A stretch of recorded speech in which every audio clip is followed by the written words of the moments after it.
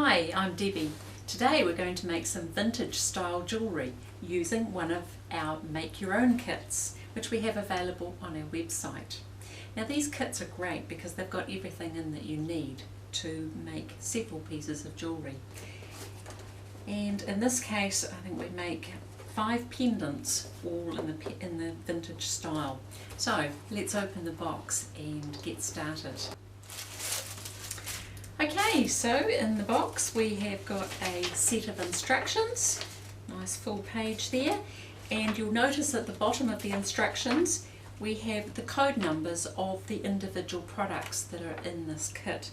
So if you make what you want from here and then you decide you want to make more, then it's easy to order from our website.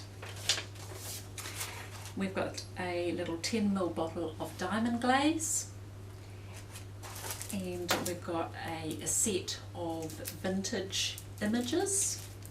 Now these images are also downloadable from our website in separate sheets. So if you use all these images and you want to make more, you can download these, or you can go with a completely different style. Okay, so we've got this looks like a copper oval, and we've got a bronze oval pendant, complete with glass. So you've got your tray and your glass tile. And we've got a square bronze tile and tray. And a 30mm round bronze pendant tile and tray, and a 30mm copper tile and tray. And we have 2 copper chains.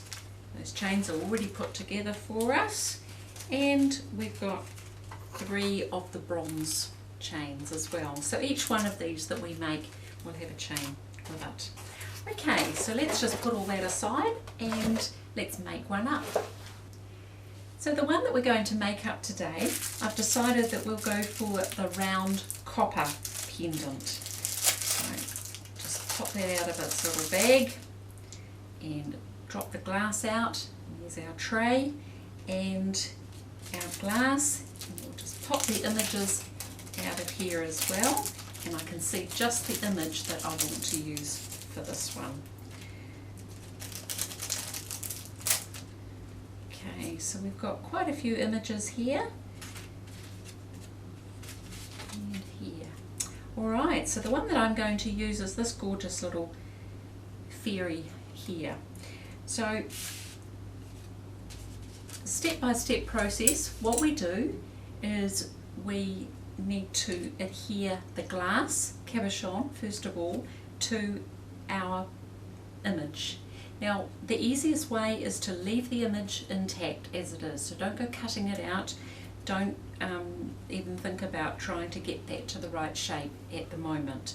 We just want to glue that onto there using our diamond glaze that comes with a pack. Now diamond glaze is great stuff because it is both an adhesive and a doming resin. Okay, so we've got our image here. We open up our diamond glaze, and best to not shake that around because we don't want bubbles in there. And the easiest way to apply our glass to the image is just to pop a few drops. Whoops, we've got bubbles coming there, so it can be a good idea just to start dropping it out onto the paper there so that we make sure that we're not getting too many bubbles on our image. Just put a few little drops there on our image, and then we can pop the lid back on. And then we take our glass dome and pop it on there, and we just want to swirl that around like a little hovercraft on top of the image, and that way it will just move those bubbles out and it will even out the diamond glaze that we have. And once we've decided we're ready to put it in place, just gently work it into the right place. Whoops. And then the best thing is just to give it a good push and leave it alone. And we need to leave that now for a good few hours, preferably overnight, and then when we come back to it tomorrow, we're going to simply cut around it with some scissors. So here we are 24 hours later, and our diamond glaze has dried sufficiently for us to be able to cut neatly around our glass cabochon here and continue making our pendant. So the first thing we're going to do is we'll just cut this image out from here and pop aside this one so that we can use that for another project. So now we'll continue on cutting. We just go nicely around the surface, being very, very careful to try and not break the seal between the diamond glaze and the image. So just gently round and around. You can use a craft knife to do this, but personally I find it easier to work with scissors.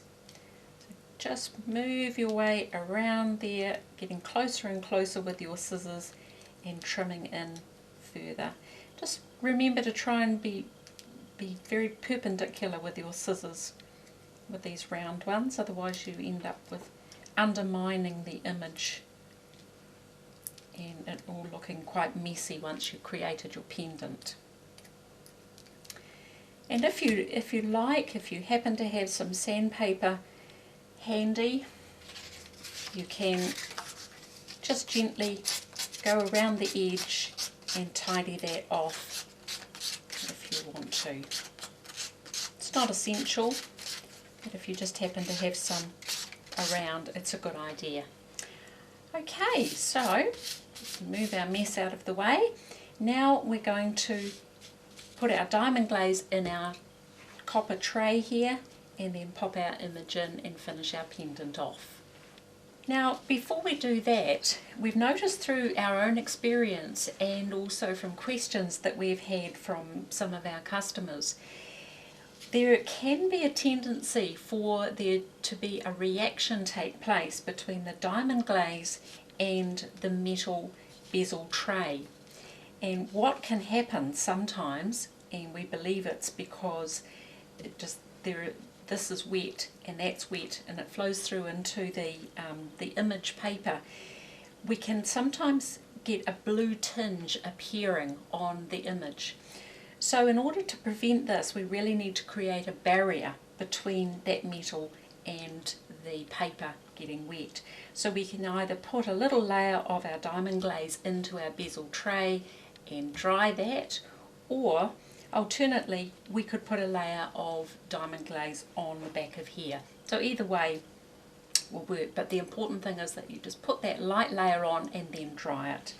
So today I'm going to just pop that in our tray.